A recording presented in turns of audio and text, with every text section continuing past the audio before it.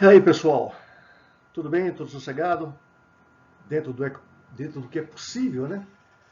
Nesse momento de pandemia, nessa questão de ensino remoto. Mas estamos aqui. Vamos junto, caminhando aí com a nossa história. Vamos fazer essa viagem juntos para que a gente possa estar seguindo essa trilha, esse caminho aí do conhecimento que é sempre muito bom. Quanto mais, melhor. Esse vídeo eu estou fazendo exatamente porque no PET complementar a gente vai estar trabalhando na semana 1 e 2 a independência do Brasil. Então, para facilitar que vocês façam as atividades e também para uma melhor compreensão desse período, é que eu estou encaminhando esse vídeo para vocês. Vamos lá? Vamos para a sala de aula? Então, pois muito bem. Então cá estamos nós. Que saudade, hein? Saudade para um, saudade para... Mas que saudade. Eu, particularmente, estou morrendo de saudades. Vamos, então, entender um pouco essa questão da independência do Brasil. Eu não canso de falar, eu não canso de comentar que história, as coisas acabam sendo um processo. O Brasil era ligado a Portugal e um belo dia, Dom Pedro I acordou e falou: quer saber de uma coisa? A partir de hoje, vamos resolver isso, essa bagaça aqui, vamos pegar e separar de Portugal. Bom, as coisas não são bem assim. Normalmente é um processo, você tem uma série de acontecimentos que acaba culminando, no caso aqui, com a independência do Brasil. Quais são essas situações que a gente pode pegar e estar comentando como relevante dentro desse processo? Então a gente sabe que em 1822 é o famoso dia em que o Dom Pedro pega e, segundo dizem, né, vai lá nas margens do Ipiranga e saca da sua espada a independência ou morte. Mas uma série de fatores aconteceram no mundo e no Brasil que culminaram com, ou que levou a esse desfecho. Até mesmo o que Dom Pedro estava fazendo aqui no Brasil. Ora, o reino é em Portugal, o Brasil é colônia, o que esse Dom Pedro está fazendo aqui no Brasil? Mas a gente pode elencar algumas situações que aconteceram antes da independência do Brasil, para que a gente possa entender esse desfecho. Então a gente tem a fuga, alguns gostam de dizer a vinda, mas na verdade foi uma fuga da família real para o Brasil, que vai ser o tema maior desse nosso vídeo hoje. Esses outros itens eu vou passar assim, tipo assim, muito passando, muito rapidamente, porque eles vão ser objetos de outro vídeo, ok? Mas, de toda forma, indo um pouquinho mais para trás, a gente não pode deixar de esquecer o movimento iluminista. Então, todas as revoluções, todas as revoltas, todas as independências, praticamente todas que aconteceram de 1700 para frente, tem dedo do iluminismo. Mas que dedo é esse? E isso vem muito associado a esse último item da crise do antigo regime. Porque o iluminismo, gente, é um movimento que surgiu no século XVII, século XVIII, e que ele veio questionar o quê? Ele veio questionar o modelo econômico, modelo social, modelo político da Idade Média. Segundo eles, para o pessoal do iluminismo, nesses 1000 anos de Idade Média, de 476 até 1453, não aconteceu nada de bom. Foi treva absoluta. O mundo não andou. Ou a visão deles era muito uma visão da razão, era muito uma visão da natureza da humanidade, em que eles defendiam o quê? Eles defendiam um conceito de conhecimento, um conceito de liberdade, um conceito de felicidade. Eles não queriam que houvesse influência nenhuma no governo e queria também limitar o poder do soberano. Não esqueçamos, hein? Estamos saindo do absolutismo, estamos numa época de absolutismo, onde o rei tudo pode. Os iluministas falavam assim, não, gente, por exemplo, tem que ter os três poderes. Tem que ter o legislativo, tem que ter o judiciário e tem que ter executivo. Isso era uma das coisas preconizadas por eles. Então, essa pincha do antigo regime não no sentido cronológico, de que ele já está há muito tempo aqui. Não, no sentido de que é um sistema ultrapassado, um sistema arcaico, retrógrado, um sistema que tem que ser substituído. Esse é o pensamento iluminista. Ciência e razão. Não nos esqueçamos que nesse momento a gente tinha o absolutismo e tínhamos também a influência muito grande da igreja, onde a igreja mandava muitas vezes mais do que o Estado. E às vezes se impunha de uma forma muito cruel, como vocês lembram da Inquisição, onde as pessoas que não concordavam com o pensamento da igreja, a visão da igreja, muitas vezes iam para a fogueira. Então a gente tem o iluminismo que vem em busca da razão, da ciência, vem em busca do homem como centro de tudo. Vocês se lembram daquela historinha de que quanta gente, quanto cientista que foi para a fogueira? Giordano Bruno. Por quê? Porque ele dizia que o Sol era o centro do universo, enquanto que nas escrituras diz que a Terra é o centro do universo. Só que o poder e a influência da igreja era tanto, a razão não prevalecia, prevalecia era a fé. Giordano Bruno foi queimado pela fogueira. Então você tem esses ventos do iluminismo em busca de liberdade, influenciando, por exemplo, lá nos Estados Unidos. Então você tinha, que hoje Estados Unidos, você tinha as colônias americanas, que acabaram se sublevando, acabaram se revoltando contra o domínio inglês, e foi a primeira independência, né? O primeiro país independente da colônia que a gente teve aqui na América, sem considerar a Revolução do Haiti.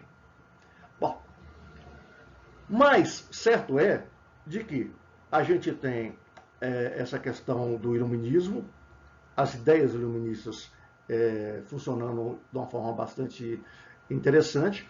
A gente tem, logo em seguida, por influência dessas ideias, né, a gente tem a independência, a Revolução Francesa. Então tem muita coisa acontecendo aí no mundo. A Revolução Francesa, só para situar nessa questão de data, 1789. Aí você tem a fuga da família real. Vamos ver que tem uma influência direta a Revolução do Porto. Ela acontece depois, mas vamos ver um pouquinho o que vinha a ser essa fuga da família real para o Brasil. Logo depois da Revolução Francesa, as coisas não deram muito bem, né? Com aquele, logo depois que o povo assumiu o poder, a gente teve aquela época do terror, e logo depois o Napoleão assume o governo. E o Napoleão assume e tem alguns planos megalomaníacos do tipo de dominar todo o mundo conhecido naquela época. Então o Napoleão começa a invadir para cá, invadir para lá, e ele começa a dominar toda a Europa.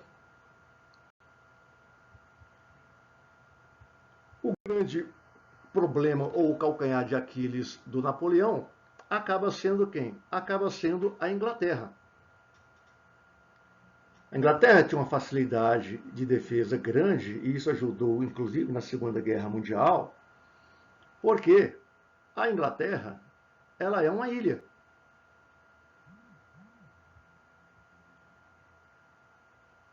Separando o continente da Inglaterra, da ilha, né, que aqui está, a gente tem o Canal da Mancha. Tudo bem, atravessa o Canal da Mancha, invade a Inglaterra. Não é bem assim. Por quê? Porque naquele momento, você tinha três grandes potências navais. Você tinha a Inglaterra, você tinha a França, que acabava sendo, e a Espanha. Só que teve uma batalha muito bacana, mais de 100 navios envolvidos, em que a armada inglesa entrou em combate com a França e Espanha juntos. E nessa famosa batalha de Trafalgar, a Inglaterra conseguiu ser vitoriosa. Então a Inglaterra passou a dominar os mares. Então, quem detinha todo o controle marítimo? Os navios de guerra da Inglaterra, por conta da derrota que aconteceu graças ao nosso brilhante almirante Nelson. Bom, o que restou ao Napoleão? Restou ao Napoleão falou o seguinte: tudo bem, então fica você aí nessa ilha e todo o resto da Europa está proibido de fazer comércio com você. Ninguém pode, navio, está com bandeira da Inglaterra, não pode aportar em nenhum lugar da Europa. Se vocês observarem a figura, vocês vão ver que está margeando toda a Europa, você tem uma linha vermelha, que significa o bloqueio continental. Então Napoleão decretou um bloqueio, todo o continente está bloqueado. Mas vocês observam na figura que Portugal, num primeiro momento, ficou livre desse bloqueio. E aí? Napoleão ficou satisfeito com isso? Não. Só que o rei de Portugal, o Dom João, ele começou a enrolar o Napoleão, porque ele tinha muitos interesses na Inglaterra. A Inglaterra era o grande país fabril do mundo. O comércio português era muito intenso e as dívidas eram com a Inglaterra. Então ele tinha todo o interesse de estar junto com a Inglaterra. E ele foi enrolando Napoleão. Para resumir a história, houve um momento que o Napoleão pegou e cansou dessa história. Ah, é? Vai continuar enrolando? É aquela. Um dia eu falo que vou romper com os ingleses e vou enrolando. Mês que vem eu rompo e vou enrolando. Aí Napoleão, uma bela hora, meteu a espada na cabeça do Dom João e falou: e aí? Vamos resolver esse problema? É o seguinte: ou você bloqueia a Inglaterra, ou eu vou te invadir. Nessa figura, que talvez não dê para ver, o Dom João está falando assim: não dá para você me dar mais um tempinho, não? Napoleão cansou. Então, de tempinho em tempinho, Napoleão cansou e mandou invadir Portugal. Alguns dias antes até, o Dom João pegou e expulsou os ingleses, cortou as relações com a Inglaterra, só que Napoleão já tinha cansado. Invadiu Portugal, mandou as tropas, e aí foi um corre-corre de toda a corte portuguesa. Só para que vocês tenham uma ideia, diz a história, que quando o general Junot chegou nas montanhas que dava para avistar Lisboa, ele conseguiu ainda ver os barcos portugueses zarpando para fugir para o Brasil. O Brasil tinha uma grande vantagem nesse ponto, quer dizer, você não ia ter a corte portuguesa aprisionada, eles iam estar aqui governando através no Brasil, e iam ter a proteção, primeiro, do Oceano Atlântico, segundo, da Armada Inglesa, que inclusive foi quem escoltou toda a corte portuguesa que veio aqui para o Brasil. Mas diz que foi uma confusão. Por quê? Porque o que mais se gritava em Portugal naquele momento é: os franceses estão chegando, os franceses estão chegando. Então foi um desespero, porque os fake news da época, né? O pessoal colocava os franceses como demônios em cima de cavalo. Quer dizer, era coisa assim: vai chegar, vai matar todo mundo, então vamos fugir. Então esse foi o desespero que estava em Lisboa naqueles últimos momentos. E aí a gente tem esse roteiro, né, de como é que foi essa viagem. Então você tem a saída de Portugal.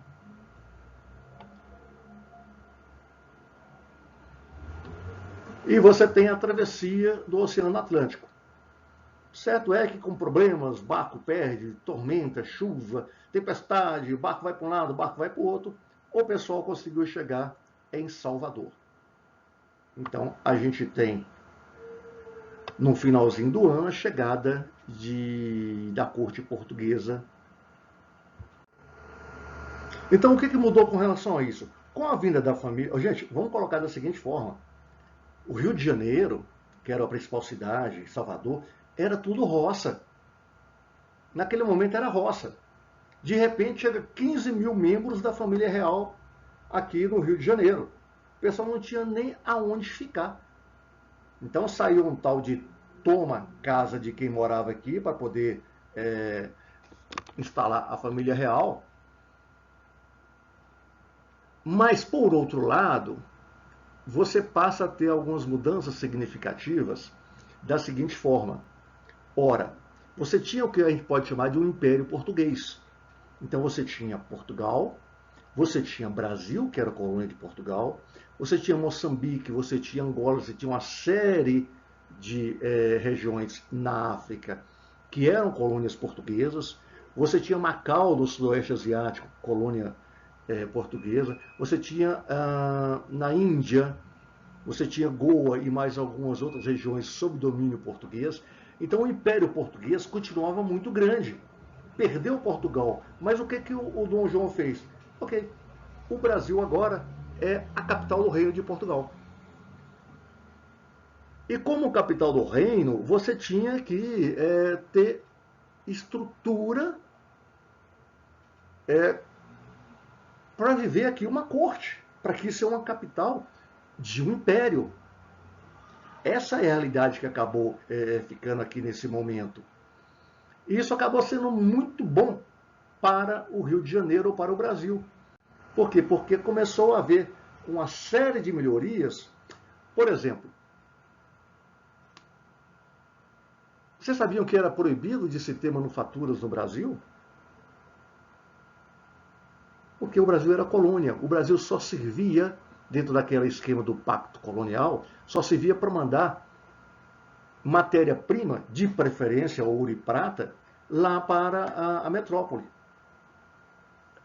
Precisa de coisa manufaturada, coisa fabricada. Vem de fora. E esse vem de fora, na verdade, era o seguinte: naquele momento, Portugal tinha tanta riqueza, tanto ouro, que é onde os ingleses deitavam e rolavam.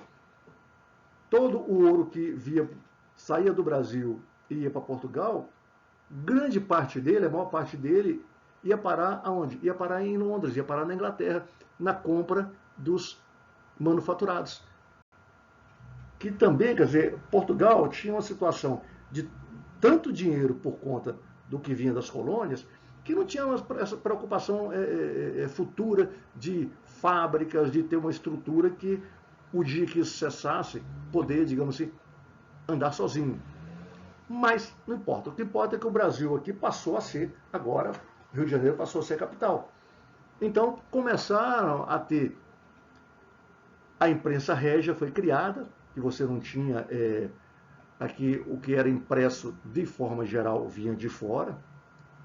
Foi criada uma academia militar, fábrica de pólvora, Banco do Brasil, coisa que não tinha, não existia banco naquela época, que não fosse vinculado à metrópole. Então, começou a se criar uma série de melhorias paisagísticas, Biblioteca Nacional foi criada. Então, o Rio de Janeiro passou a ser realmente uma cidade digna de se chamar de metrópole. Aí tudo bem. Inglaterra ajudou o Dom João, porque pelos belos olhos do Dom João. Não, é claro que tinha interesses de poder da Inglaterra. Tanto é que, logo quando Dom João chegou, tem aquela famosa abertura dos portos brasileiros a todas as nações. Por quê? Vamos voltar àquela história que a gente conhece de pacto colonial. O comércio da colônia é somente com a metrópole. Não sei se vocês se lembram, mas com certeza que lembram, que um dos grandes problemas que aconteceu nas colônias inglesas foi exatamente que a, tanto as colônias do norte como as colônias do sul tinham muito comércio com os países do Caribe e África. E a Inglaterra pegou um belo momento, usou a força para pegar e falar assim, não, agora é só comigo. Aquele comércio triangular, como a gente costuma falar na história. Mas, voltando aqui, você tinha que todo o comércio era, então o navio saía daqui, Portugal, Portugal para aqui. Você não tinha essa liberdade de comércio com todos os países. Agora, com essa nova situação de Dom João, houve essa abertura para todos os países do mundo fazer comércio aqui com essa nossa região. E chegou a hora de pagar a conta. Chegou a hora da Inglaterra meter a faca no pescoço do Dom João e falar assim, agora vamos aqui, vamos para o meu, entre aspas, pagamento. O que é esse pagamento? Ele acaba se refletindo num tratado de aliança e de amizade, olha que bonito, entre o Reino Unido, entre a Inglaterra e Portugal. Então, qual era o preço disso? O preço disso é que os impostos para os ingleses passaram a ser diferenciados com relação a outras regiões do mundo. A Inglaterra batia muito forte nessa questão do tráfico negreiro, querendo literalmente, verdadeiramente, a abolição da escravatura. Então começou a fazer pressão até escrita no Brasil com relação a isso. Passou a ter também essa questão da extraterritorialidade, que é quem é inglês não mais é julgado por lei brasileira ou lei portuguesa, ele só é julgado por qualquer crime que ele tenha cometido por juízes ingleses e de acordo com a lei inglesa. Não vamos nos esquecer que o Brasil, que Portugal eram nações de predominância católica muito acentuada. Aí a Inglaterra impôs também o poder implantar aqui templos protestantes.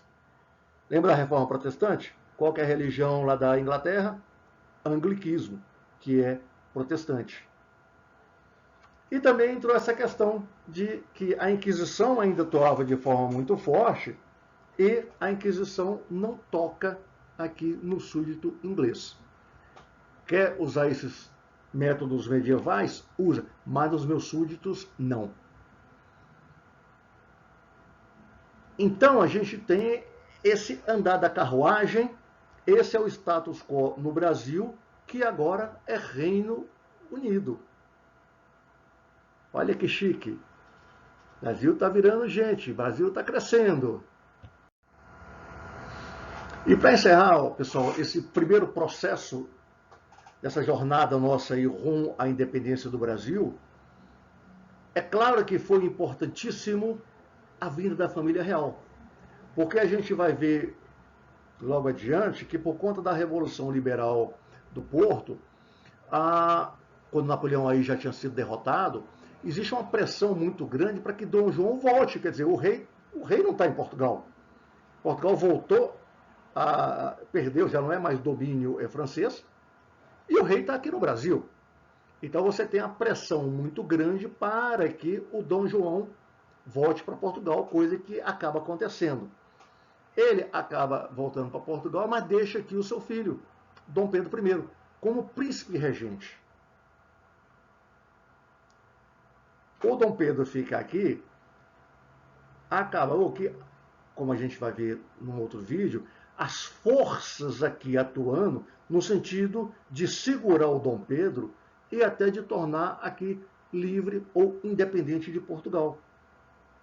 O que acabou acontecendo, mas são cenas para um próximo capítulo. A gente não pode também esgotar o assunto, primeiro porque não é possível, segundo que a gente tem que deixar margem para algumas perguntas para que vocês pegam e façam para a gente. Não é isso? Então, olha só, nossos encontros.